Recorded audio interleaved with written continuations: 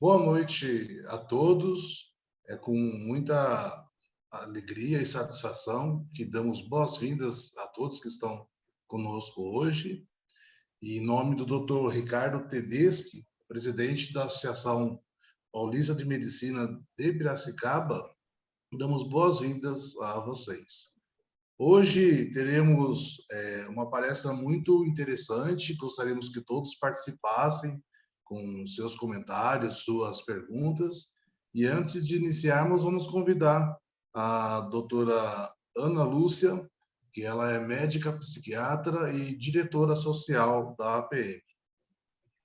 Olá, pessoal, boa noite a todos, sejam todos bem-vindos.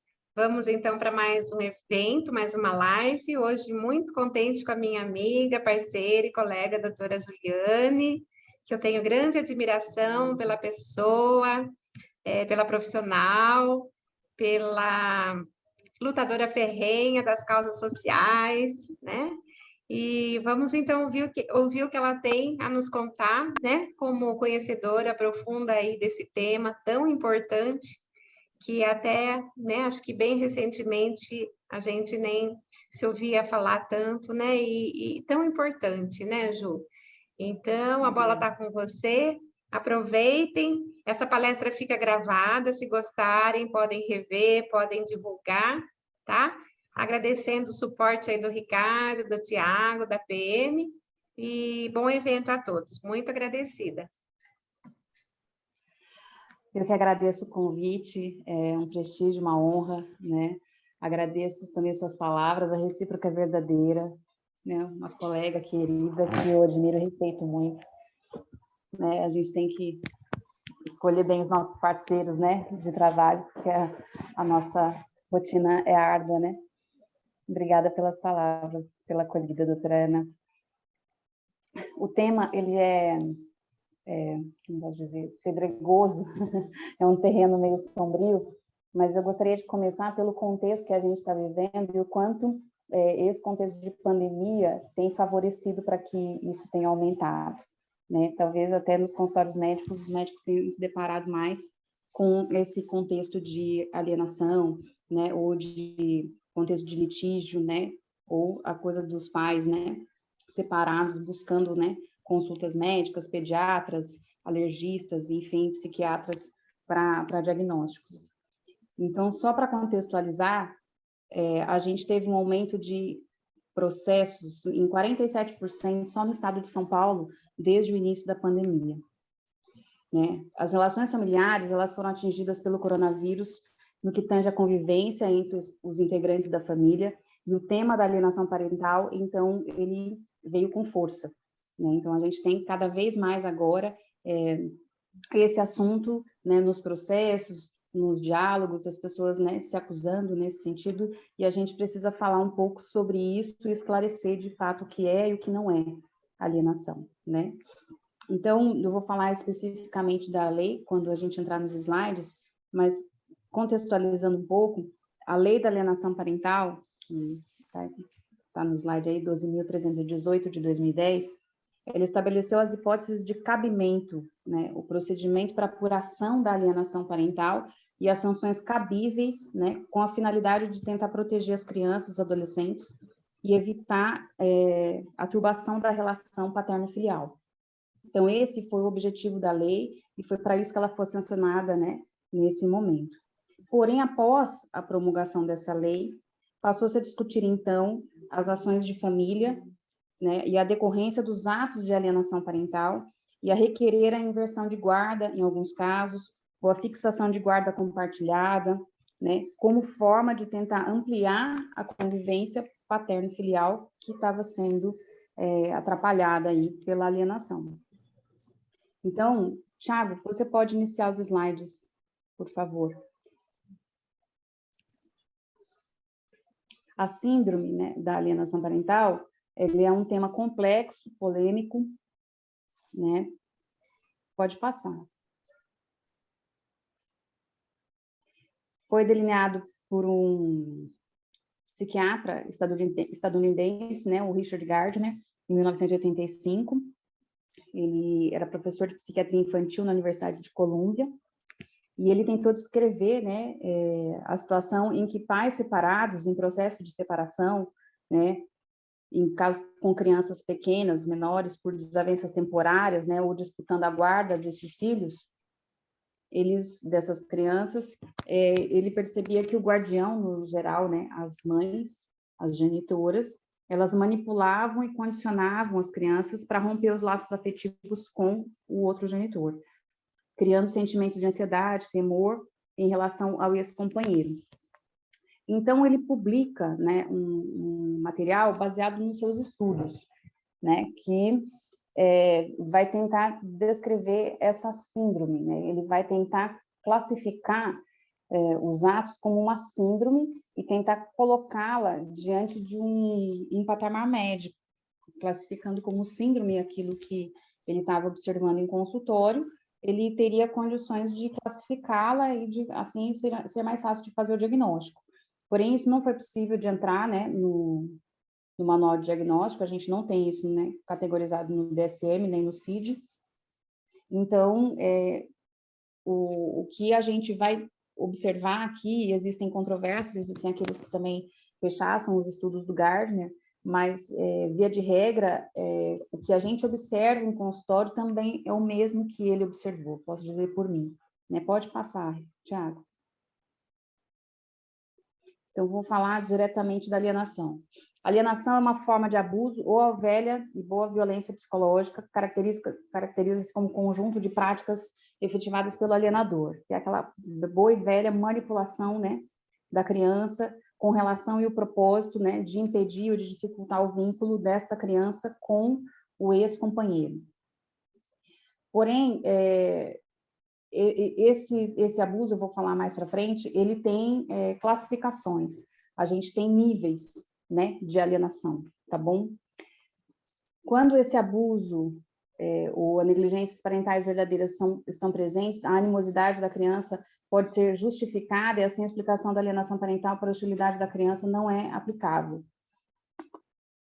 O artigo 2º, ele já está falando da lei, tá? Considera-se ato de alienação parental interferência na formação psicológica da criança ou do adolescente, promovida ou induzida por um dos genitores, ou pelos avós, ou pelos que tenham a criança ou adolescente sob a sua autoridade, guarda ou vigilância, para que repudie o outro genitor ou que cause prejuízo ao estabelecimento ou à manutenção de vínculos com este. Vale dizer aqui que a alienação, ela não precisa ser praticada apenas pelo guardião, ela pode ser praticada por qualquer pessoa, pode ser uma tia, pode ser os avós, podem ser a madrasta ou o padrasto, podem ser uma amiga da mãe, um colega do pai.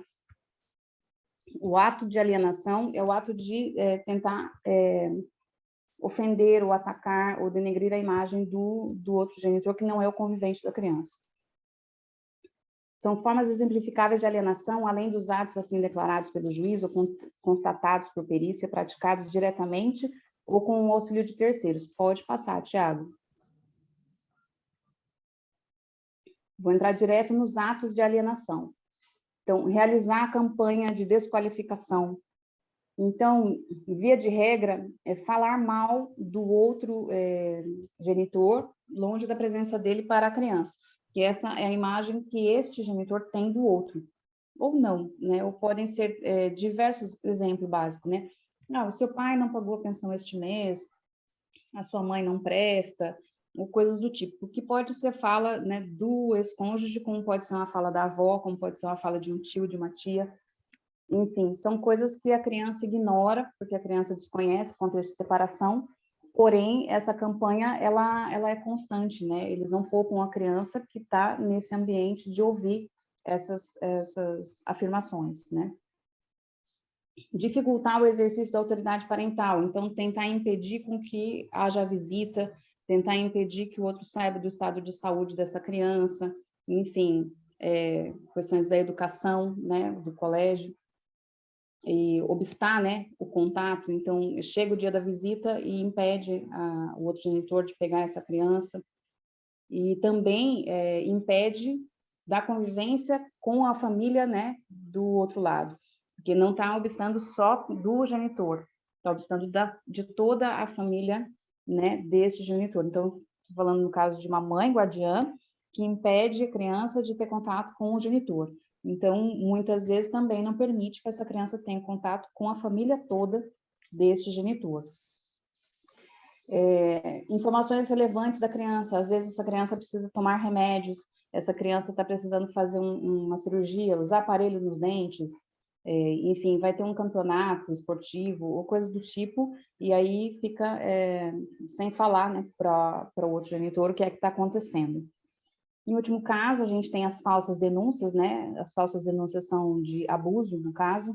A gente tem, hoje em dia, falsas denúncias de abuso sexual contra o genitor, contra o padrasto, né? Contra a outra figura, no sentido de obstar mesmo a visita.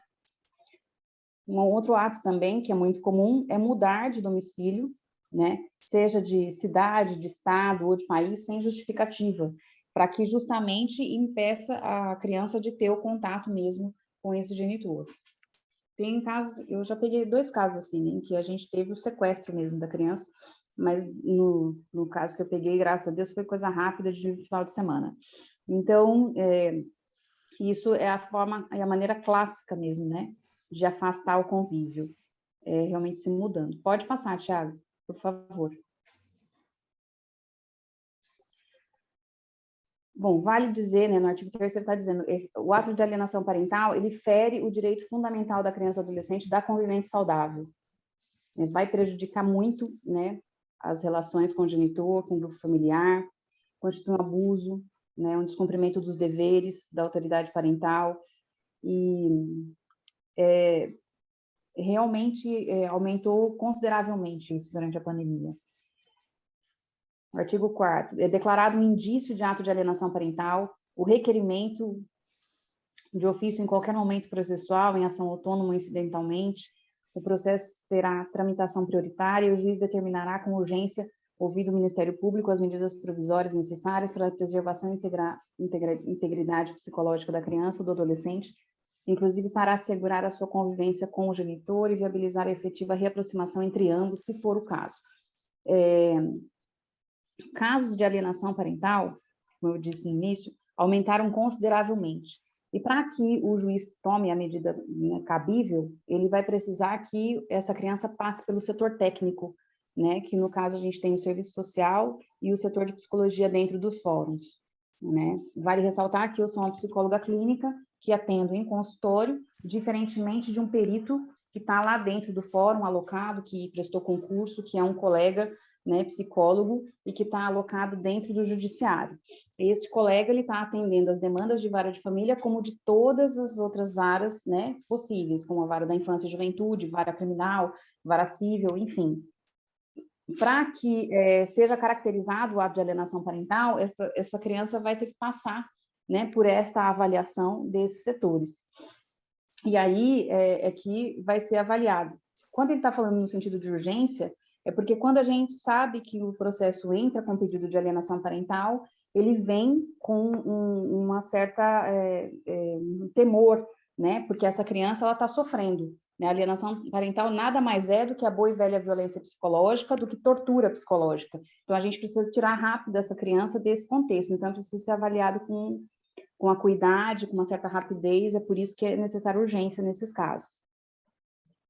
Assegurar-se à criança ou adolescente e ao genitor garantia mínima de visitação assistida, ressalvados os casos em que há iminente risco de prejuízo à integridade física ou psicológica da criança ou do adolescente, atestado por profissional eventualmente designado pelo juiz para acompanhamento das crianças.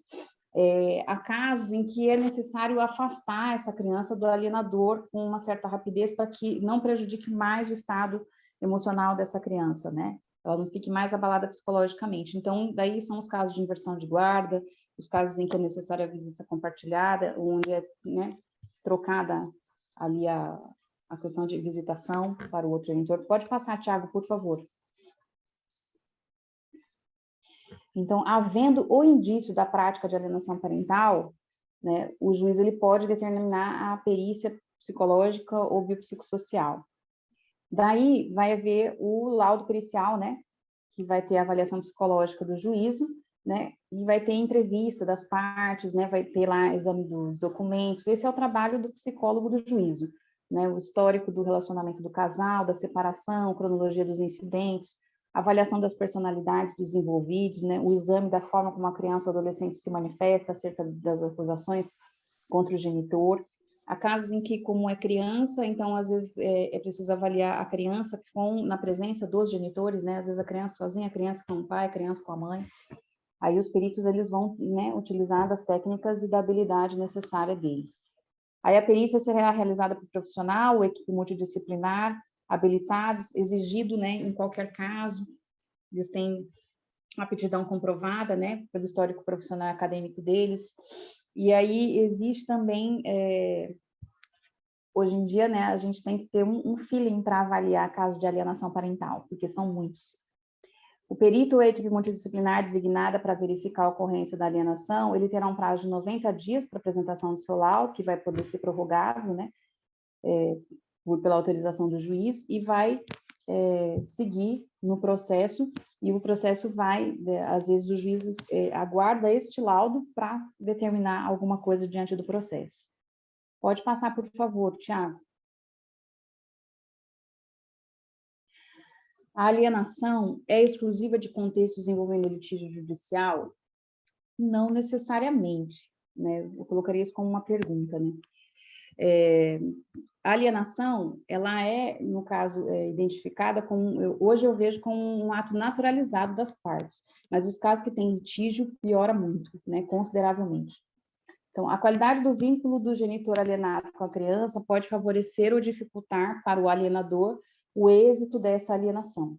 Se o vínculo com o alienado era forte, então, vamos supor uma criança que está sendo alienada pela genitora para se afastar do pai. Se o vínculo deste pai com esse filho era forte, né, não vai haver êxito dessa alienação. Agora, se o vínculo dele, né, não era forte, e aí, quanto mais tempo ele passa distanciado deste filho, daí fica mais fácil, né, da genitora, do guardião, do alienador, conseguir, né, alienar mais essa criança. A criança que mantinha vínculo sólido com o genitor alienado, sob pressão do alienador, demonstrará maior instabilidade e desgaste emocional. Os efeitos da alienação parental na vida da criança são graves, manifestando-se durante seu desenvolvimento psicológico. Dependem também da idade e do temperamento da criança. Vou falar dos sintomas e desse início aí, praticamente o que eu pego aqui todos os dias, né? Eu atendo crianças de 4, de 7, de 9, de 10, de 11, de 15, e as crianças no início da alienação, elas ficam muito temerosas. Então, elas vêm com sintomas variados. Tem ansiedade, tem angústia, tristeza, algumas apresentam dificuldade de aprendizagem na escola, né, ou caem no rendimento, às vezes eram ótimas alunas e caem no rendimento, começam, de repente, a ter um comportamento hostil, uma agressividade que não tinham, né, às vezes os pais falam, nossa, mas meu filho era tão dócil, né, uma criança tão meiga, e de repente passa a ser agressivos. Tem crianças que passam a viver numa tensão constante, né, uma insegurança constante, dificuldade de expressar os sentimentos. Tem crianças que eu fico pensando aqui, perguntando aqui, o que é que você está sentindo? E ele não consegue expressar o que é que está sentindo. Alguns apresentam explosões de raiva ou de choro. Já tive várias crianças aqui expressando raiva. E eu até brinco com as crianças, vocês podem quebrar tudo aqui, menos os eletrônicos. Retraimento, nervosismo, somatização, muita dor de cabeça, dor de barriga, enjoo, náuseas. Eles têm esse tipo de coisa. Alguns também apresentam enurese noturna, né, começam a fazer xixi na cama, alguns, às vezes, dependendo dos pequenos, eles podem querer voltar a usar chupeta, enfim, tudo isso fruto da tensão, pressão ou dos conflitos internos dessa criança com relação a essa alienação que ela começa a sofrer, né, no ambiente externo, e ela não sabe como corresponder a isso. Muitas vezes eles também não têm nem o aparato verbal para se expressar diretamente sobre o que está acontecendo ou explicar o que é que está acontecendo, né? Pode passar, Tiago, por favor. Então, mais, né, de quem está observando a alienação, e acho que isso cabe também para os médicos, né, cabe para o pessoal do direito também, a gente observar a dinâmica familiar antes da separação, né? Eu costumo dizer que a alienação parental, ela é o amor que adoeceu, né? Então, teve que haver um amor muito grande para reunir, formar essa família e nascer essa criança. E daí, de repente, esse casal se separa, e aí a gente começa a ver essa dinâmica que é toda adoecida, né? Então, a alienação parental é o amor que adoeceu. Daí a gente tem que começar também a observar como é a participação dos genitores no cotidiano da criança. Via de regra, às vezes a gente tem, ouviu isso um outro dia de um pai, pais que são muito participativos, desde o início do nascimento daquele filho, ele ajudava e tal, tudo mais, daí vem o judiciário e estabelece, porque agora eu vou ter que visitar, né, essa criança. E daí ele fala assim, mas como que eu vou visitar o meu filho se eu era a pessoa que colocava meu filho para dormir todos os dias? Né? Então, é muito complicado. E existem também outros pais que, se não fosse a determinação judicial de determinar visitas quinzenais ou pegar, né, algum determinado dia, ele não veria. Porque existem alguns genitores que realmente não participam do cotidiano da criança. Né? Às vezes, a relação do cuidado ficou todo estabelecido para um dos cônjuges e aí, na hora que separa, piora muito isso. Né? Então, o conhecimento, a participação da rotina, né? Eu também atendi um genitor outro dia que ele não sabia de metade das atividades que o filho fazia, né? Extracurricular, por exemplo, né?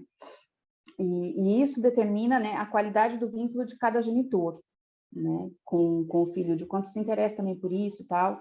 A gente tem que observar também muito claramente o motivo da separação. Às vezes há muitos sentimentos, né? Falta de elaboração desse luto, né? A gente tem que observar bastante o discurso da criança. Digo mais isso para nós psicólogos, né? Enfrentando essa demanda crescente agora nos consultórios e estão chegando, né, vários tipos de casos e a gente tem que olhar os tipos de explicações, né, que elas estão chegando, os tipos de memórias que essas crianças estão trazendo, que tipo de convívio familiar elas estão tendo, né? O discurso do possível alienador, né?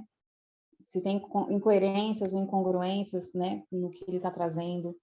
O perfil do genitor alienado também, né? Normalmente o perfil do genitor alienado é alguém que às vezes ele quer acabar com isso logo, porque ele não aguenta mais, né? Às vezes é mais fácil deixar essa criança do que ele continuar com tudo isso, porque é muito estressante, é muito desgastante. Às vezes temos motivações financeiras, então muitas vezes porque está batendo lá o processo de partilha, né, ou não foi resolvido, às vezes existem ressentimentos, ou às vezes um se sente mais injustiçado do que o outro com relação a essa divisão, então os motivos são inúmeros aí. E também há exposições inadequadas ao contexto da criança, né? Às vezes eles colocam a criança no contexto do processo sem que a criança precisasse saber de tudo isso, né? Então, expor para a criança questões financeiras ou as questões do processo e tal, tudo mais, é desgastante para essa criança, não era necessário que ela soubesse de tudo isso. E às vezes as crianças já vêm aqui perguntando, quando é que eu vou falar com o juiz, como é que eu falo com o juiz, como é que eu consigo fazer isso, eu quero dizer que eu quero morar com um ou com o outro. Então, as crianças, elas estão sendo expostas a toda essa situação. Pode passar, Tiago, por favor. Aí a gente tem questões que não deveriam estar em pauta, mas, assim, o modelo de educação ao ambiente, né? Eles têm que ser o melhor possível para a criança, e aí a gente tem os genitores entrando numa lógica muito adversarial, né? E aí a gente fica muito nesse campo, eu chamo de o campo da mesquinharia, né? Então, porque um acha que tem mais dinheiro do que o outro, acha que ele pode mais, porque um tem diploma de nível superior, acha que pode mais do que o outro, porque aqui a criança vai comer tal coisa e lá não come, porque aqui dorme tal horário, lá não dorme, porque aqui tem não sei quantos equipamentos tecnológicos, lá não tem. Enfim, eles entram numa lógica de competição e numa lógica adversarial que entopem lá os processos de coisas, e não necessariamente todas essas questões são questões necessárias de se debater sobre o desenvolvimento da criança. A gente tem que pensar no que é o melhor para a criança tem que estar estudando, tem que estar vestida, tem que estar alimentada, tem que ir ao médico, né? Tem que estar sendo acompanhada. Enfim, há casos em que a criança, tem pais que preferem colocar em aulas de música, outros que preferem colocar em esportes, enfim, tem que ser pensado nessa criança, mas às vezes isso se perde. E aí eles vão, né, colocando argumentos e contraindicações do convívio com um dos genitores, e daí eles tentam alegar que o outro lado é abusivo, é violento, ou que, normalmente essa alegação é contra as mães, né? Ah, porque ela é louca, ela faz tratamento psiquiátrico, né, doutora Ana? Ela toma remédio e tal, ela é descompensada, surtada, né? Ou não é incomum também acusar a outra parte, ou já foi preso, não sei o quê. Então, essa lógica, né, a lógica adversarial, ela não colabora com a criança, e a criança só fica no meio desse litígio. A Lei Maria da Penha, ela veio exclusivamente para um contexto, né, da gente tentar evitar feminicídio, né? Maria da Penha foi uma mulher que o marido dela tentou assassiná-la, né, de duas formas. Tivemos o advento da lei, porém hoje ela tem sido muito mal utilizada, né? O objetivo da Maria da Penha era evitar feminicídios, né? E aí agora o que a gente tem? A gente tem mulheres que vão à delegacia da mulher e elas fazem denúncias falsas, às vezes, contra esses ex-companheiros, e aí elas conseguem uma medida protetiva, e aí o que acontece? Esse pai precisa pegar essa criança, porém essa mãe tem uma medida protetiva contra este homem, e aí isso impede ele de pegar essa criança. Então, isso é o que eu estou vendo muito acontecer hoje. Por outro lado, a gente também tem a Lei Maria da Penha, no sentido de garantir a vida e salvaguardar essa mulher, e também a sua prole, porque se ela está sofrendo a violência doméstica, né, este homem também pode, muitas vezes, atentar contra a vida desses filhos, ou não é incomum que esses filhos tentem proteger essa mãe, muitas vezes de uma agressão, ou tentando agredir esse cônjuge, né, abusivo, violento. Então, via de regra, quando a gente também tem Maria da Penha, tem a restrição e a suspensão das visitas, né, dos menores com relação a esse genitor, que foi violento, ou às vezes ele foi preso, ou às vezes a gente tem casos de abuso, e daí também há outros casos. Fora outros casos, né, piores, que eu não vou entrar aqui, onde às vezes essas mães também têm que ser separadas, às vezes não têm condições de cuidar da sua prole. Pode passar, Tiago, por favor. Para entrar diretamente no perfil do alienador. Em geral, são pessoas que não respeitam regras, não obedecem às decisões judiciais, né? Muitas vezes o juiz está dizendo, tem que permitir o telefonema, né? Tem que permitir chamada de vídeo. A pessoa fala, não, a criança não quer falar comigo. Tem que permitir a visita assistida. E o outro lado fala, não, mas a criança não quer. A criança que não quer. Aí o juiz chega a um ponto que ele vai determinar, às vezes, a inversão de guarda, ou a guarda compartilhada, o aumento, né, do tempo de pernoite ou de visitas para outra parte, e aí esse outro lado alienador, ele vai tentar buscar laudos e tentar provar que o judiciário, inclusive, está errado, em que ele está certo. Sempre isso acontece nos processos. Eles falam sempre o que lhes convém, inclusive as mentiras, e isso sem pudor, né? Normalmente o alienador, ele mente descaradamente com relação na frente da criança, na frente de qualquer pessoa. Todo mundo sabe que aquilo que ele está falando não é a verdade, mas ele insiste naquilo, né? Mesmo tendo processo, muitas vezes tendo até a própria inversão da guarda, mas a pessoa continua batendo na tecla. Se fazem de vítimas, muitas vezes são vitimistas, né? Tem um discurso muitas vezes extremamente dramático, né? Muitas vezes tentam falar, né, e bater em cima desse discurso para todo mundo, em via de regra, finge querer colaborar para as visitas contra o genitor, finge até uma colaboração do tipo, nossa, eu estou mandando a criança ir com o pai, nossa, mas eu estou aqui insistindo para que ele vá, é ele que não quer ir, eu estou fazendo a ponte, a mediação aqui, mas a criança que não quer, né? Muitas vezes o alienador ele faz isso. Ele também pode ser super protetor, né, e acreditar que ele merece exclusividade quanto aos filhos. Então, muitas vezes pode ser uma mãe que ela acha que ela tem mais direitos do que o genitor, né? Ou um genitor que acha que porque ele tem mais condições, é ele que tem que ficar com a guarda desses filhos, né? Muitas vezes há casos de ameaças, né, severas nesse sentido, quando a gente tem um alienador nesse nível, né? Eu recebi um caso recentemente onde a genitora foi ameaçada, né, na frente da criança, né, de morte. porque ele quer extinguir o outro lado para que ele possa alienar, né, tranquilamente. Muitas vezes ele possui um sentimento de ter sido abandonado pelo cônjuge, então ele tem esse sentimento de vingança com relação ao ex-companheiro, no sentido de que a vida não está agora necessariamente como eu gostaria, porque ele, né, tomou as medidas necessárias aí da separação e tal, e as coisas não seguiram o fluxo que ele gostaria. Normalmente ele faz falsas acusações de abuso sexual, normalmente contra a criança, às vezes, né, pode ser contra um padrasto, pode ser contra o outro genitor, pode ser às vezes contra um avô, pode ser com qualquer pessoa relacionada à família do lado de lá. Dificuldade de lidar, né, com a frustração, normalmente esse alienador, ele tem, né, essa dificuldade de ser rejeitado, né, de ser frustrado, né, às vezes ele tinha planos, ele sonhava que aquela era a família que ele queria, e de repente o outro frustrou os planos dele, né. Tem também um sentimento de desvalorização com relação ao outro, que às vezes, a gente não fala disso, mas às vezes a gente tem uma alienação acontecendo dentro de casamentos estabelecidos neste momento, né? Porque quando a gente tem um genitor que critica o outro diante da criança, isso também é alienação. E muitas vezes é no sentido de desvalorização, de, sua mãe não sabe cozinhar, ou seu pai não sabe fazer nada e tal, tudo mais. E essa situação, ela perdura também depois da separação, né? Porque essa situação de desvalorização do outro, ela só se perpetua e piora, né, no litígio. Às vezes tem uma motivação de cunho narcísico, manipulador e possessivo, né? Isso também são traços de personalidade do alienador.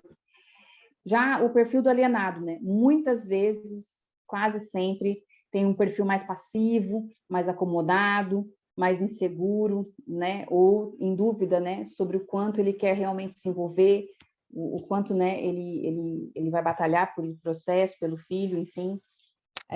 E quanto menos proativo, né? O alienado, maior é a probabilidade de alcance de uma alienação severa. Daí a gente vê que o alienador ele vai só perpetuando a mesma alienação. Pode passar, Tiago, por favor. E daí a gente vai falar dos 3 níveis de alienação. Então, voltando no alienado, quanto mais passivo é o perfil do alienado, mais a gente vê a graduação da alienação se aprofundando. E ela não vai de uma hora para outra, às vezes ela leva anos, tá? A leve é quando começa pelo simples campanha da desmoralização, né? Ela não é tão intensa, começa com os pequenos empecilhos às visitas.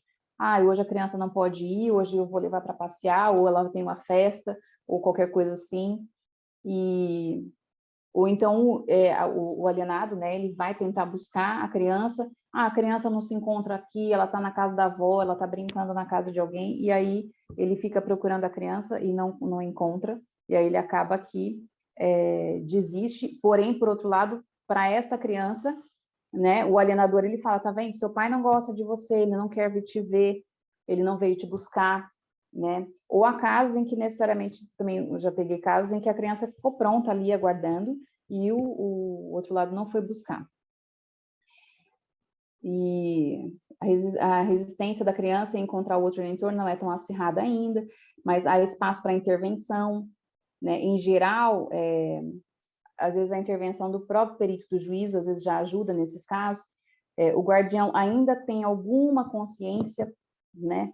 Ele sabe que ele está fazendo alguma coisa errada, mas ele percebe que às vezes tem mais a ver com ele, então ele se incomoda com o genitor, mas ele teme prejudicar a criança. Então, nos casos leves, a gente consegue reverter à medida em que a gente conversa, né, com esta mãe ou com este pai, e a gente tenta fazer a mediação e a gente tenta trabalhar essa dinâmica familiar no sentido de dizer, olha, isso que vocês estão fazendo pode prejudicar o seu filho no futuro.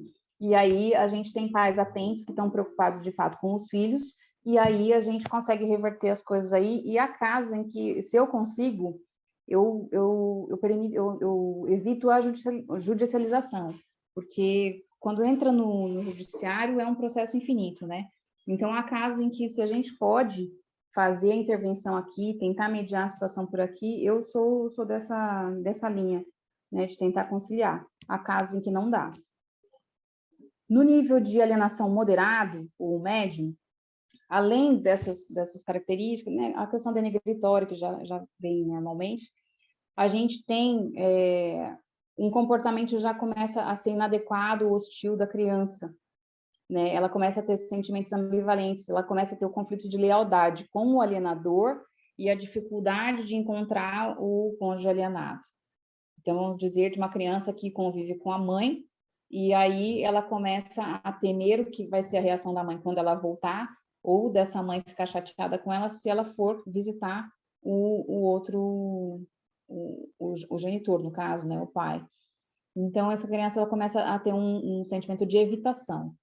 Daí ela começa a ter mais resistência para ir no início, a casa em que a criança ela sai chorando, o genitor pega, a criança dá a volta no quarteirão, pronto, acabou, e ela vai com o genitor. Há casos em que não. Daí ela começa a realmente ficar lá, e daí se o genitor não conseguir ficar com a criança, ele ligar e falar, vou devolver, não estou conseguindo ficar com a criança aqui. Porque daí ela já está mais influenciada. E daí há casos também em que a criança chega lá do outro lado e ela começa também a fazer essa afetação para a família, né, desse genitor. Há casos em que a criança chega e fala assim para a avó, porque minha mãe falou que você é uma bruxa. Chega para os tios, a minha mãe falou que você não presta, porque aqui todo mundo não sei o quê. Então, assim, daí a campanha começa a se estender não só ao pai, como também a todos os outros familiares. E a criança começa a verbalizar literalmente. Daí, nesse caso, a gente já precisa, né, de acompanhamento psicológico e já começar a ter visitas supervisionadas, porque há casos em que a gente não pode deixar mesmo a criança sozinha, o genitor também não vai saber como lidar com essa criança, há casos em que a gente tem muita resistência, então, às vezes, a gente precisa fazer a ponte para que a visita consiga se estender, né? Infelizmente, o judiciário não tem mão de obra suficiente para fazer essas visitas supervisionadas, então a gente já está começando a ter um aparato externo, muitas vezes é acompanhamento de avô, de avó, de tio, de cunhado, enfim, para que, né, a gente tenha uma rede de apoio aí para conseguir resgatar essa criança. Pode passar, Tiago, por favor. A alienação parental severa, daí são os casos mais nível hard mesmo. Eu já peguei pouquíssimos, mas eu já peguei. E daí eles apresentam os aspectos diretamente da síndrome, né? A gente tem uma agressividade verbal e física contra o não guardião, né? Sem justificativa concreta ou plausível. Daí ele expressa, de fato, um sentimento de ódio, né? Sem ambivalência e sem demonstrar culpa porque ele está fazendo isso, né? Ele agride, né, o outro genitor, os parentes dele, achando que ele está, de fato, certo de fazer isso. Né, seja um pré-adolescente, um adolescente, né, ele já tem mais articulação, daí, de fato, ele pode atacar, claro e certo de que o que ele está, o genitor que ele está defendendo é o certo, é isso que eu quero dizer. Ele adota a defesa do seu alienador de maneira racional, afirmando, né, que concluiu o seu raciocínio sozinho, mas não foi sozinho, né, foi de fato de muita alienação. Então, esse alienador, ele conseguiu afastar essa criança, ou esse pré-adolescente, ou esse adolescente da outra parte, e conseguiu fazer um trabalho maravilhoso lá, a ponto, né, dessa criança, desse pré-adolescente, já expressar isso como sendo um raciocínio dele. E daí ele começa a contar casos fantasiosos, né, que ele não se lembraria se não fosse ajudado. Então, às vezes ele começa a falar, porque quando eu era criança, você quis, né, me jogar fora, minha mãe me contou que você falou que você não queria que eu nascesse, ou, porque lembra quando eu caí e machuquei o dente e tal. E são fatos que às vezes a criança não tem memória suficiente para ela lembrar, e aí ela vai guardando, né, na memória os fatos negativos colocados por aquele alienador. Ou às vezes ele conta como se fosse ele que tivesse feito um fato que aconteceu com o outro genitor. Às vezes era o outro genitor que estava com a criança quando os fatos aconteceram, mas o alienador ele coloca como se fosse ele, né?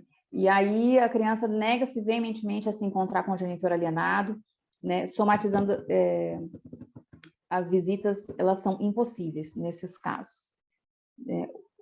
E aí, nesses casos em que são impossíveis, daí a gente tem que ir com o que a gente chama de reintegração, né? Tipo, a pessoa vai ter que ir lá, faz a denúncia no Conselho Tutelar e tal, vai o oficial de justiça, e daí é a força. Então, daí fica um pouco mais difícil, né? Daí tem necessidade de intervenção específica, psicoterapia, muitas vezes transferir a criança do alienado para um terceiro mais neutro, até que consiga fazer o vínculo, né? E adolescentes, normalmente de 12 a 18 anos, pré-adolescentes, eles têm uma dificuldade muito grande.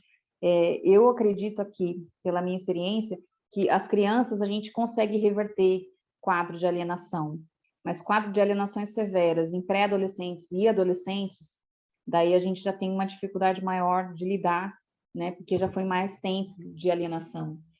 E aí a gente entra nas falsas denúncias de abuso também, que muitas vezes, às vezes, o próprio alienador é que ajuda a induzir essa criança ou adolescente a acusar a outra parte, né? Muitas vezes levando até mesmo na delegacia para fazer a falsa denúncia e tudo mais, sem o menor pudor. E daqui dá para falar também, né, quando eu estou falando dos fatos negativos, a gente está falando já de falsas memórias incutidas nessa criança. Daí chega um ponto ela já não sabe o que é dela, do que não é. Então ela acredita naquilo que ela está falando. Pode passar, Tiago, por favor. As vítimas de alienação parental são mais propensas a apresentar distúrbios psicológicos como depressão, ansiedade, síndrome do pânico. Em geral, podem também fazer mais uso de álcool, de drogas e álcool, como forma de aliviar a sua dor ou culpa relacionadas à alienação. Podemos colocar aqui, junto com o suicídio, também os casos de automutilação, apresentar baixa autoestima, não conseguir manter uma relação estável quando adultas. Além disso, em uma fase adulta, esta mesma criança poderá apresentar um incontrolável sentimento de culpa, muitas vezes porque constatou na fase adulta, né, que foi cúmplice de uma grande injustiça perante o não-guardião. Pode não só ter sido cúmplice de uma grande injustiça com relação ao guardião.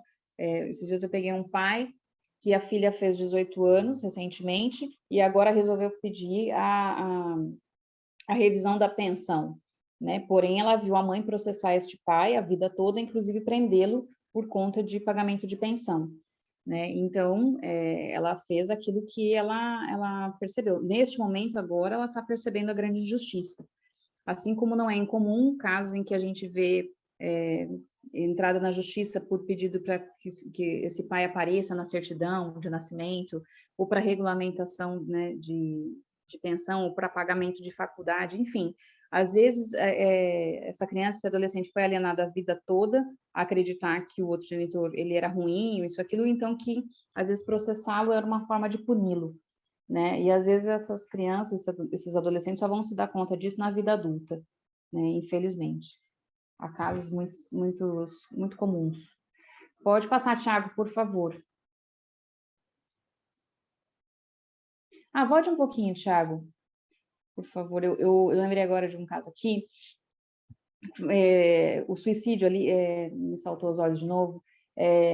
Há casos aqui a gente está vendo crianças de 9, de 10, de 12 anos de idade fazendo cartas suicidas, né? Então, a gente tem crianças dizendo, né, em cartas suicidas, que se elas cometerem suicídio, a culpa é da separação mal resolvida desses pais, né? Então, quando me salta esse tema, né, doutora Ana, a gente já conversou bastante por conta do Setembro Amarelo também outras vezes, a gente tem, hoje em dia, crianças num sofrimento tão grande que às vezes ela pensa que se ela acabar com a própria vida, ou se ela sumir, ou se ela desaparecer, esse contexto de litígio acaba, né? Essa briga, né, entre os pais, como se ela sentisse o próprio problema, a própria culpa, né, da situação. Então, as coisas estão piorando consideravelmente. Pode passar, Thiago, por favor. Aqui a gente vai falar das sanções, né? E eu acho uma pena, vou fazer um adendo já, que a gente não tenha punições mais severas, né, para o alienador. Mas hoje o que está caracterizado, né, o juiz, numa primeira instância, ele advertir o alienador, né, em juízo. Num outro momento, ele pode ampliar o regime de convivência familiar em favor do genitor alienado. Às vezes, ele pode estipular uma multa, vamos supor, essa mãe não está permitindo que essa criança tenha visita e tal, tudo mais, então ela passa a pagar multa cada vez que ela não permite que a criança vá ou que ela dê uma desculpa, enfim. Ele pode determinar o acompanhamento psicológico ou biopsicossocial, né, do juiz ou fora, o externo. determinar a alteração da guarda para uma guarda compartilhada, ou se o juiz perceber que o caso é severo, a inversão da guarda mesmo, de fato, tirar do alienador e passar para o outro genitor, no sentido de preservar essa criança. E determinar a fixação cautelar do domicílio da criança ou do adolescente, por exemplo, às vezes essa criança ela está sem uma determinação de onde ela reside de fato. Então, às vezes ela está ali como se fosse uma guarda alternada, compartilhada e tal, tudo mais, porém percebe-se que um dos genitores tem mais condições, ou é melhor deixar fixada a residência com este genitor. Então, aí é fixado, né? Tipo assim, a criança mora com este e visita o outro, meio que nesse sentido. E declarar a suspensão da autoridade parental. Esse é o pior, né, diante da lei aí, do que pode acontecer hoje com um alienador, né? Ele ter a suspensão do seu poder parental, ou seja, uma mãe perdeu o poder de ser mãe e um pai perdeu o poder de ser pai por conta das atitudes que eles têm com relação aos seus filhos, no sentido de aliená-los, né? E a atribuição ou alteração da guarda dar-se-á por preferência ao genitor que viabiliza a efetiva convivência da criança ou adolescente com a outra parte, né? Nas hipóteses em que seja inviável a guarda compartilhada, e eu acho que isso é uma outra discussão, né? A gente não tem muito maturidade ainda na parte dos cônjuges para a gente ter guarda compartilhada, são raríssimos os casos em que a gente vê. Às vezes é melhor tirar do pai e da mãe e mandar até para um terceiro o convívio dessa criança, tamanha a questão do litígio. E muitas vezes a família pode até piorar. Então, a gente precisava trabalhar muito a questão familiar, de um modo geral. Eu acho que esse é o último slide, e eu fico aberta a perguntas agora, Ricardo, e esclarecimentos, o que for necessário. Muito bem, queremos agradecer a Juliene, foi extremamente gratificante, uma matéria de grande relevância e atual. Agradecemos a sua apresentação. E agora abrimos para quem desejar fazer as perguntas. Nós temos cerca de 14 pessoas, 13 pessoas. Por favor, fique à vontade de tecer a sua pergunta, já agradecendo a presença aí do Dr. Ivo, da Letícia, da Cris, da Dirce, Daniela, Jussara, Luciano, Laís, Cláudia, Rafael e Ana Cristina. Espero ter falado o nome de todo mundo, tá bom? Então, agora, todos os que eu citei o nome, por favor, façam suas perguntas.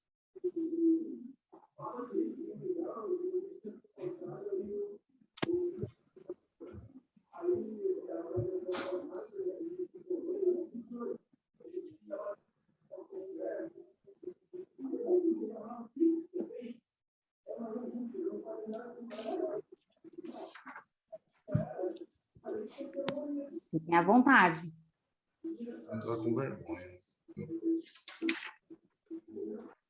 Eu vou fazer uma pergunta para você, Juliane. Esperar que os outros depois, né, se animem mais, né? Vamos lá. Levando em consideração o set interativo, o segredo que existe entre a psicóloga e paciente, como que a psicóloga ela pode ajudar uma criança, principalmente criança, quando chega com essa situação no consultório? É muito pertinente essa pergunta. Nós estamos vivendo um momento, e eu gostaria de fazer a crítica também, né, à psicologia e à atuação, na verdade, né, nesse sentido. Porque, assim, todos os profissionais, via de regra, a gente tem um papel ético, né, que cumprir. Então, se o advogado ele trabalha com ética, o médico, o psicólogo e tal, tudo mais, se todos, né, fizessem melhor o seu trabalho, a gente teria uma sociedade muito melhor. Né? Se a gente não tivesse, por exemplo, da parte de médicos a venda de atestados e tal, tudo mais, a gente também teria uma sociedade melhor.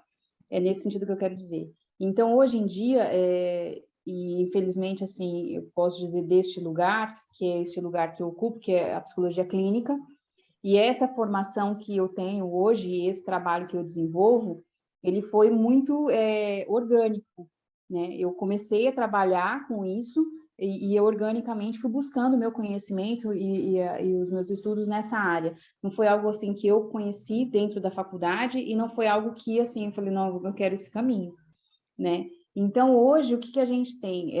A gente tem às vezes a busca do profissional como um produtor de provas, né? Então, você vai buscar esse profissional e fala assim, então, eu preciso produzir aqui um documento para mandar para um processo.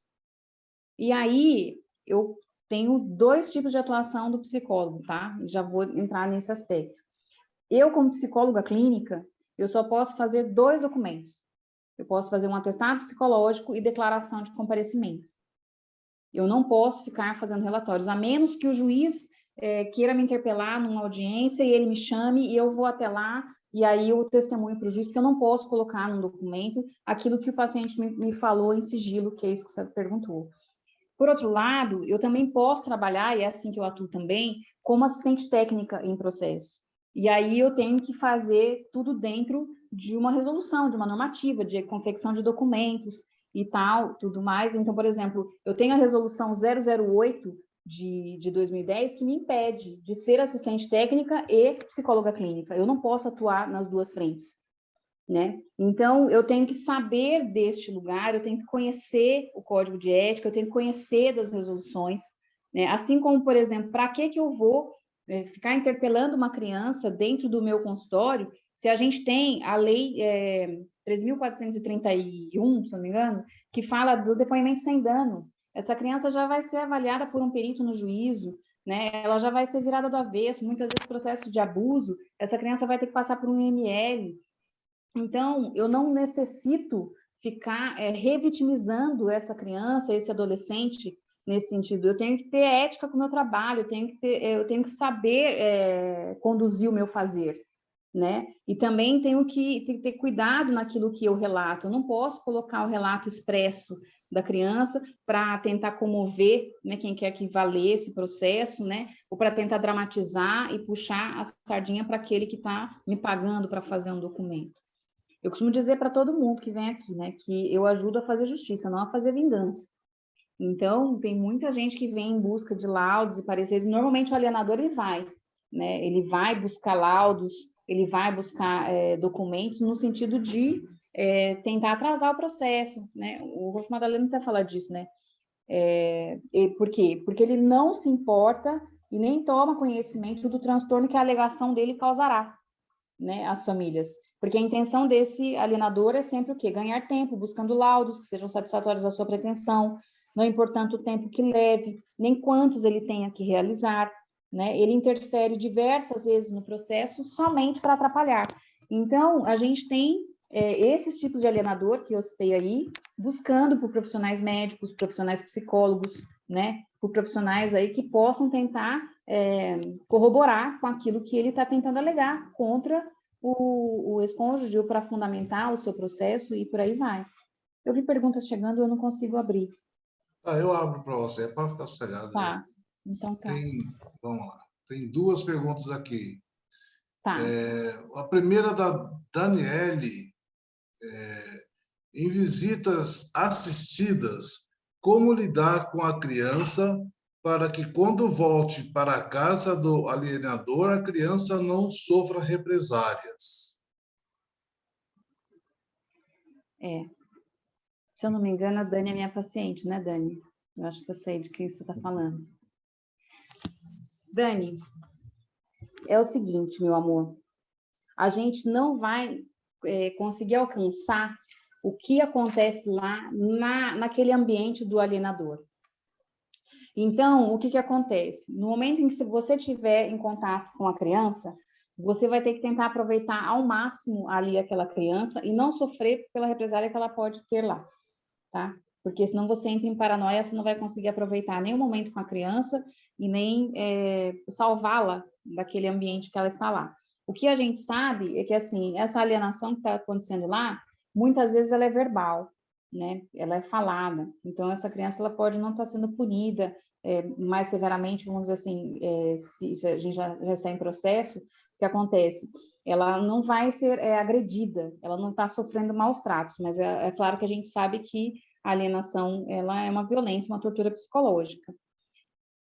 Então, aproveitar ao máximo o que você pode da sua visita com a sua filha, no intuito de tentar fazer ela esquecer de tudo isso, o que está acontecendo, entendeu? Tentar blindar essa criança no momento em que você estiver próxima dela. Porque, via de regra, com relação ao que acontece lá e com relação àquilo que está alienado, aí a gente precisa de um bom operador do direito. Daí a gente precisa que o seu advogado vá brigar por você como um leão lá no seu processo, entendeu? Daí que a gente precisa de bom operador de direito, porque daí ele vai fazer, garantir a questão da lei da alienação parental, ele vai colocar, né, as leis, né, que corroboram com esse processo, aquilo que está dizendo, aquilo que está sendo feito pelo outro lado, né, que é o alienador. Então, é nesse sentido. Então, a gente precisa estar amparado na lei, né? Você não vai conseguir sozinha fazer mais do que você pode na sua visita. Espero ter respondido. Bem, Júlia, ela é sua paciente sim, tá? Ela acabou de falar aqui. Tem uma outra pergunta da Jussara, que ela diz assim: as atitudes do alienador sempre são conscientes? No geral, sempre, né? Porque muitas vezes o alienador ele premedita, né? Então, peguei um caso uma vez onde o pai ele falou assim para mim: eu parei de levar meu filho para minha casa no dia em que eu ouvi meu filho pegando o celular e gravando as coisas que eu tinha na minha casa para levar para a genitora. Então, ele passou a fazer o quê? Ele passou a pegar a criança e passear, vai no McDonald's, vai no shopping, vai em outros lugares, mas ele não leva mais para a casa dele. Porque qual era o objetivo da genitora? Que ele tirasse fotos, que ele fizesse vídeos para que ela colocasse essas coisas no processo. Então, a criança passa, né, a ser um trabalhador, né, do alienador. Então, é muito complicado. E ele faz isso, sim, de modo premeditado, de modo consciente. Existem muitos casos, por exemplo, que para ele evitar que a criança vá até o outro lado, ele começa, a fazer com que a criança tenha uma dúvida, né, do amor dela. Então, ela fala assim, você vai lá com seu pai, começa a chantagem emocional, mas aqui eu vou fazer tal coisa, mas eu ia te levar para brincar em tal lugar, nossa, mas vai ser aniversário da vovó, você vai perder, e aí começa a fazer as chantagens emocionais com a criança começa a se sentir culpada, tem criança que fala assim, não, eu não posso ir com meu pai porque eu tenho que cuidar da minha mãe, porque tem genitoras que fingem uma depressão, né, que fingem que estão doentes e tal, né? Então ele começa a dizer assim, não, eu não posso ir com você porque eu tenho que ficar aqui, eu tenho que cuidar dela, eu tenho que dar o remédio para ela na hora correta e tal. Eu já ouvi isso de criança de 11 anos. Então, ele não mede esforços, então ele vai fazendo muito no sentido de artimanhas mesmo. E existem alguns transtornos, né? Eu lido com alguns aqui, no caso, né? Tem muito bipolar, tem alguns que são esquizofrênicos, então, mas a gente tem um que é bem difícil de lidar, que é o transtorno borderline, né? A doutora Ana pode falar mais até sobre isso do que eu, com mais categoria, inclusive, né? Mas o que acontece? Existe uma satisfação, né, no border de prejudicar o outro lado, né? Ele usa da criança, ele faz isso, e na hora que ele percebe que ele consegue que a criança não vá, que ele consegue que a criança fique apartada do outro lado, ou que ele vê o sofrimento alheio, né? Aí ele tem uma sensação de satisfação nesse sentido, né? Então, a gente tem pessoas que, para além do nível da crueldade, a gente também tem alguns transtornos que colaboram com isso, né? Tem gente que tem a satisfação de perceber que o outro lado está em sofrimento, porque ele está colocando em sofrimento o objeto, né, de maior valor para aquela outra pessoa, que é o filho ou a filha. Então, o que está acontecendo? Eu faço sofrer essa criança, eu faço sofrer o outro lado. E ele sente um prazer imenso nisso. Tem gente assim.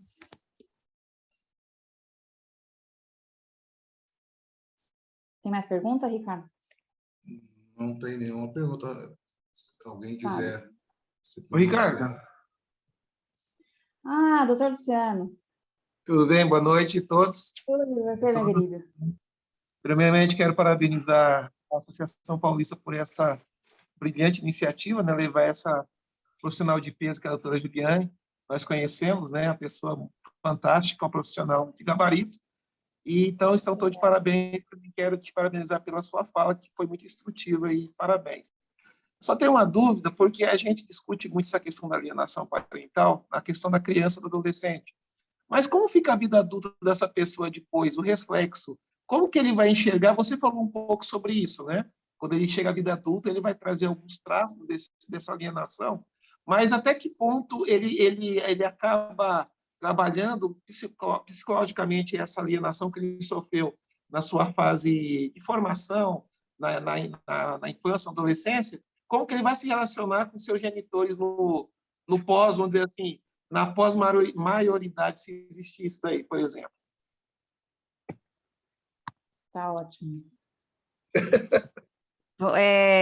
Agradeço, doutor Luciano, queria só explicar, conselheiro junto comigo, nós somos do Conselho da Comunidade Negra, o doutor Luciano também é representante, presidente da Comissão de Igualdade Racial da OAB de Piracicaba, né, é um colega, um parceiro, é um amigo querido, a gente troca muita, né, figurinha, também sou bastante admiradora do seu trabalho. Obrigado. Vou usar uma fala aqui do Darnall, que ele chama de alienação parental a fase que precede a síndrome. Então, quando ainda não está introjetado na mente da criança o aborrecimento, né, do pai alienador em desfavor do alienado, é a fase centrada no comportamento parental. Então, a gente tem a alienação quando são aqueles atos iniciais, é aquilo que eu falei que é o que a gente consegue reverter. Então, eu pego uma criança pequena e ela está aqui começando a ser induzida por um dos lados, e aí, dependendo do trabalho que eu fizer aqui, a gente consegue reverter e tipo assim, não ficar reforçando essas falsas memórias, por exemplo, para a criança. Tem casos que são mais difíceis, porque às vezes, por exemplo, o alienador ele ficou durante muitos anos falando que essa criança foi abusada pelo outro genitor e tal, tudo mais, e a criança começa a acreditar naquilo. Daí a gente tem a síndrome instalada. Daí é quando a gente tem, de fato, as consequências disso para a vida dela. Então, o ato da alienação é quando são atos e tal, e a gente tem aqueles 3 modos lá, né, o leve, moderado e severo, mas dependendo do tempo da alienação, dependendo de como foi essa alienação, às vezes é só da parte de um genitor, às vezes é da parte dessa genitora, às vezes é da avó, do avô, do tio, da tia, tal. Então daí a gente tem uma campanha difamatória com relação a essa criança, né? E a outro genitor e apertando a mente dessa criança. Então daí vai ficar mais difícil da gente reverter, mas há casos em que a gente reverte. Outro dia a gente estava falando sobre isso. Há casos em que eu estou falando aqui de crianças que eu estou nesse momento atendendo essas crianças no momento em que essa alienação está acontecendo. Há casos em que, às vezes, por questões financeiras, ou porque, às vezes, esses genitores eles estavam tanto tempo ali nessa lide e tal, tudo mais, que nem perceberam que essa criança estava em sofrimento ali, e essa criança passou batido e ela vai, depois de adulta, chegar aqui no meu consultório, entendeu? Sei lá, eu com 25, 30, 40 anos, e daí a gente começa a fazer a investigação psicológica aqui, a demanda e tal, tudo mais, e, de repente, depois de um tempo de terapia, às vezes a gente descobre que muitas das coisas que essa pessoa está vivendo tem relação com a alienação parental que ela viveu lá na infância. Só que, às vezes, isso não chega, assim, de pronto. Isso não chega, assim, estabelecido, pronto e acabado. A pessoa, ela começa a ter problemas de relacionamento. Existem vários problemas no sentido de que, às vezes, elas casam, mas, às vezes, elas não querem ter filhos. Às vezes, começa a ter umas discussões com o cônjuge. Eu tenho um paciente meu aqui de 11 anos. Outro dia ele me perguntou assim, falou, Ju, você tem filhos? Eu falei, não. Ele falou, sorte sua, porque eu não quero casar e eu não quero ter filhos, mas ele é uma criança que sofre alienação desde os 4. Então, ele já tem essa clareza. Para ele, ter filhos, ele fica pensando assim, porque filho dá muito gasto, né? Porque filho é um problema muito sério, porque filho custa muito caro, porque, né, a minha mãe não tem tempo para nada. Então, aí a gente tem essa demanda que vem desse contexto, dessa alienação. Então, tipo assim, tudo isso que essa criança ouviu, ela carrega, né? E muitas vezes, o alienador, alguém fez essa pergunta, acho que é a Jussara, ele pode não ter a consciência, mas eu tenho uma outra paciente aqui, que hoje em dia a mãe, ela pede perdão para ela, sabe, de ter afastado ela do convívio com o genitor, e nesse sentido de ter prejudicado hoje a convivência que ela não pode ter, porque a gente não consegue restabelecer um lapso de vínculo, né? Então, é muito complexo isso. A gente não pode permitir, e essa é a minha campanha aqui, eu acho que atualmente eu estou muito numa campanha com genitores, né? Para que eles não abandonem seus filhos, para que eles não abandonem o processo, para que eles continuem brigando pelos seus filhos. Por quê? Porque abandonar o processo, não vou ficar brigando, não é mais isso que eu quero, tá tudo mais, é tudo que o outro lado quer, né? É tudo que o alienador quer para que ele consiga viver com tranquilidade. Então, ele vai alienar e vai fazer tudo do jeito que ele quiser, só que daí esse vínculo ele não resgata mais, né? Daí isso vai ficar muito estranho, que depois lá na frente vão se encontrar, e daí às vezes eu tenho uma paciente que ela tem um filho agora de 2 anos, e ela queria muito, né, que o pai dela tivesse contato com o filho dela. E ela não tem vínculo com esse pai, porque não teve convivência, né? Porque a mãe apartou ela desse pai a vida inteira. E ela não teve vínculo com a família paterna, nem com o genitor. Ela teve que entrar com um processo para que ele, inclusive, constasse da sua certidão de nascimento. Então, um processo muito delicado. E daí o que acontece? Ela hoje tem a família dela e essa é uma parte dela, porque o genitor faz parte, né? Nós somos 50-50, né? A gente é metade do pai e metade da mãe. Então, às vezes, esse genitor entendeu que aquilo era o melhor para aquele contexto dele, né? Eu educo do meu jeito, eu escolho o médico, a educação, tudo que ela vai fazer, tudo mais de acordo com o que eu quero. Ok, isso resolve um problema para esse genitor que não quer ter contato com o outro lado e que não vai conseguir negociar com outra parte, que não quer ter contato com outra parte. Ok, resolve uma parte do problema? Resolve. Porém, esse vínculo não se estabelece. E aí, não existe ainda uma ferramenta, vamos dizer assim, uma técnica, né, eficaz, milagrosa, que eu possa, né, resgatar esse vínculo que não se estabeleceu. Isso é complexo demais. Não sei se eu respondi, doutor Luciano. Respondeu sim, parabéns pela fala. Muito obrigado. Obrigada, querido. Mais alguma pergunta, Ricardo? Juliana, eu tenho mais uma. Eu prometo que é a última, tá? Pode fazer, fica à vontade. Senão a Ana briga comigo, tá? A lei 11.340, lá de 2006, e a 12.318, as duas foram abordadas na sua palestra.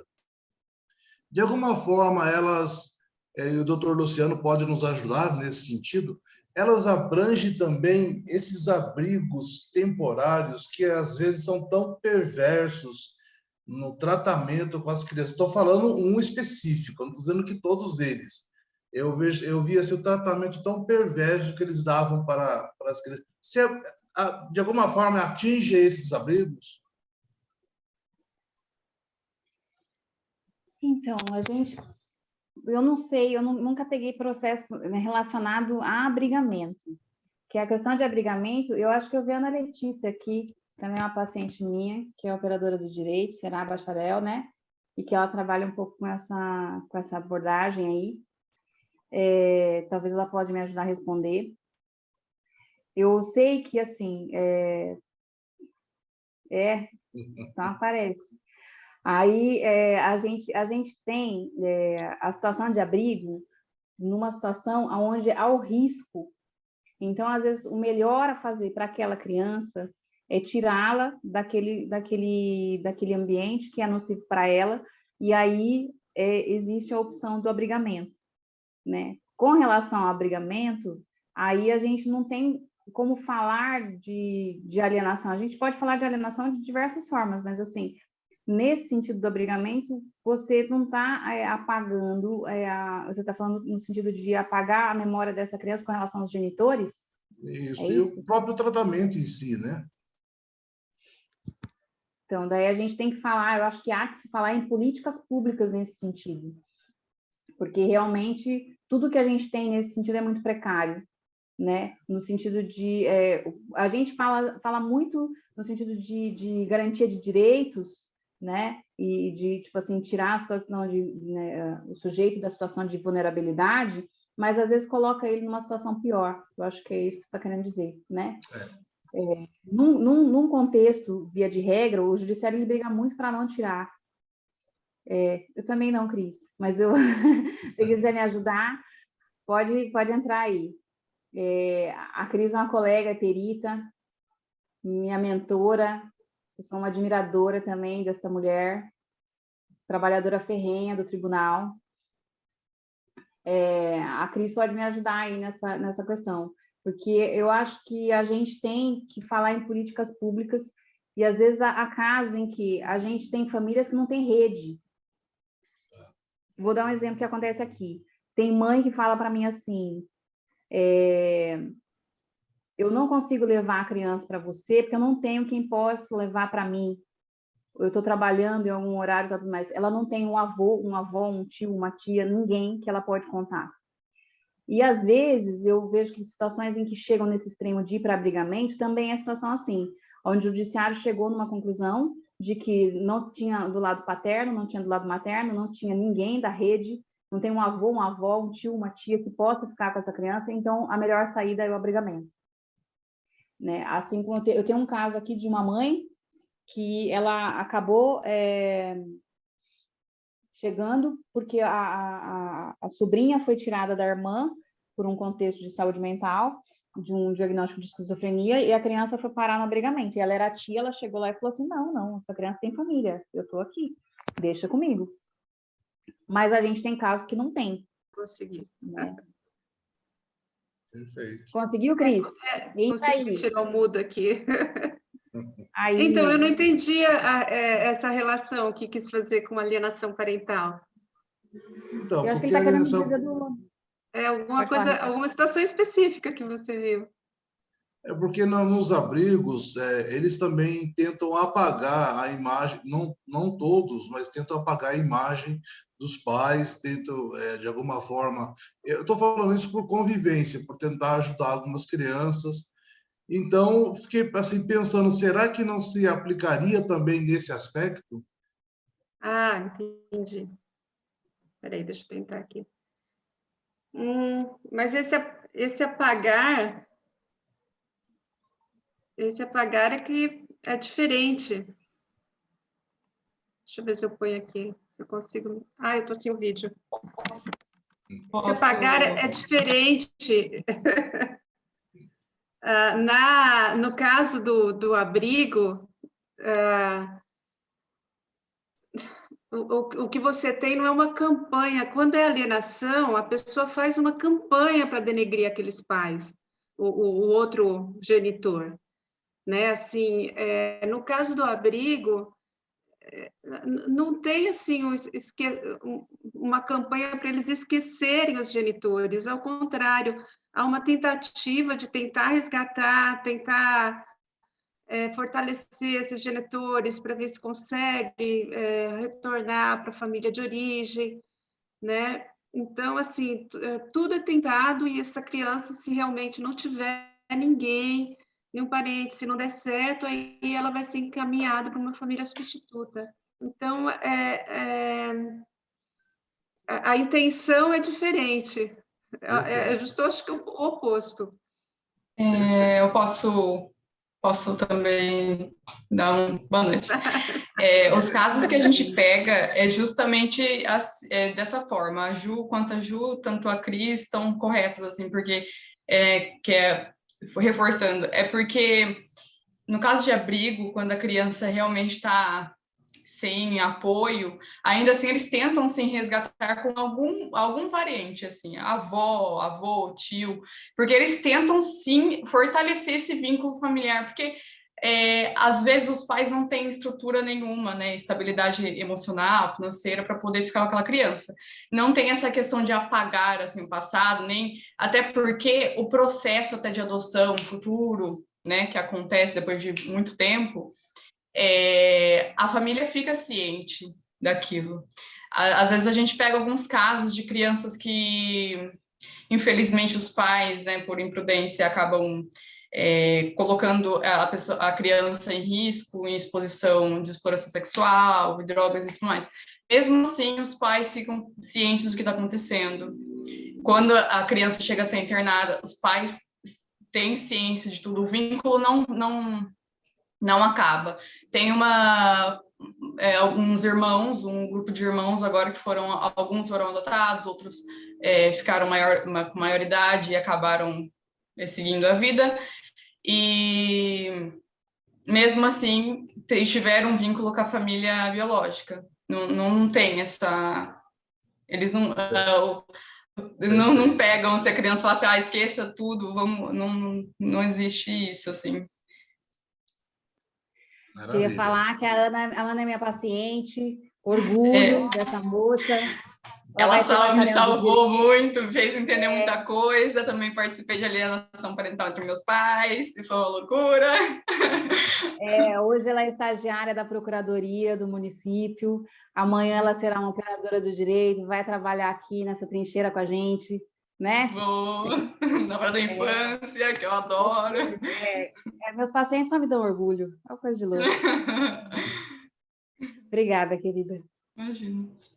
E aí, Ricardo, mais alguma pergunta? Você quer fazer mais alguma pergunta? Respondemos tudo? Não, tá perfeito. Se alguém mais tem alguma pergunta, se não, vamos dar prosseguimento. Olha, o Tiago até colocou os números aqui, mas muitas pessoas saíram, que a gente faz um sorteio de um livro. O livro não está comigo, porque a pessoa da Prudentium, ele não pôde estar aqui hoje, mas ele vai dar o livro, sim, eu vou cobrar dele, né, Ana? Vamos cobrar semana que vem. Então, conforme não estavam todos numerados, eu coloquei um número aqui, gente. Eu vou pedir uma gentileza. Todos que quiserem participar do sorteio, vai colocando um número de 0 a 15. Uma hora alguém vai acertar aqui. Daí, quem acertar, eu vou pegar o telefone e passar para o Vinícius. Pode ser assim, Ana? Já pode, 2. Ana já colocou. Acho que já tem, não tem? Não está com o número? Mas agora eu vou ter que fazer... Já pôs o número. Eu vou ter que fazer tudo de novo. 12. Tem que fazer de novo? Eu vou pôr o meu mesmo. Certo. Vamos lá. 8. Ainda não foi, viu? 3. 1. 7. Jussara. Muito bem, Jussara. Vou passar seu telefone para o Vinícius e ele vai te presentear com um livro. Tá bom? Só deixa o seu número aí, Jussara, para eu anotar, por gentileza, que daí eu já passo para ele, tá? Muito bem. Eu espero ter esclarecido a situação da Jussara, ela não quis fazer perguntas. Se tiver dúvidas, eu posso passar meu contato depois e continuo esclarecendo, tá bom? Tá, fico à disposição. Maravilha. Põe seu telefone, Jussara, que eu anoto e passo para o Vinícius, tá? Que é o que vai nos presentear com esse livro. 7, 9, 15. Juliane, parabéns, viu? Foi maravilha. Sua palestra fez a gente pensar bastante. Eu fiquei pensando bastante, eu que atendo adulto, né? Fiquei pensando lá no perfil dos meus pacientes, né? Alienados, alienadores, os que foram crianças, que sofreram alienação, os casos mais leves, né? Talvez dentro de famílias, até mesmo de casais não separados, mas que sofrem também, né? Esse conluio que às vezes a gente vê, mesmo dentro de famílias, entre parênteses, convencionais, né?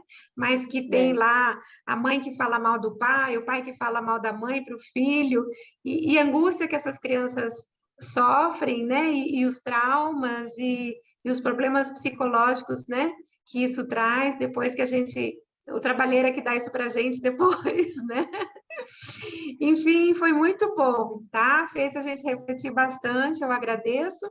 E os seus comentários finais, então, que eu estou preocupada aí com o horário do Tiago, que era para sair às 9, está aqui meia hora de hora extra para a gente. Se você tiver alguma dica, algum filme, alguma série, algum livro também sobre o tema, tá bom? E o meu beijão, meu agradecimento. Eu que agradeço, obrigada a presença de todos aí. Eu queria, um dia a gente senta, doutora Ana, e programa aí alguma coisa para a gente falar sobre os borderline, né? Que a gente tem chovido aqui nesses casos aqui. E esses transtornos, né, de um modo geral aí, que beiram a psicopatia, de um modo geral. Eu sou uma defensora da lei da alienação parental. Eu acredito que ela tem muito que ser melhorada, ela precisa de ajustes, né? A gente tem uma lei que ela preconiza aí garantir direitos para crianças e adolescentes, e existe uma campanha muito difamatória no sentido de que essa lei é muito mal utilizada, de que muitas vezes ela colabora com o alienador, porque o operador do direito, né, ele faz valer aquilo que é necessário para o seu cliente, né? Isso que é o bom trabalho, né, do operador do direito. Então, o que acontece? Não é que a lei é ruim, às vezes ela é mal utilizada, ela é mal aplicada. Então, eu acredito que ela deveria ser melhorada e que as sanções deveriam até ser piores, até. Eu defendo até a questão de encarceramento para um alienador. Mas essa é a minha opinião.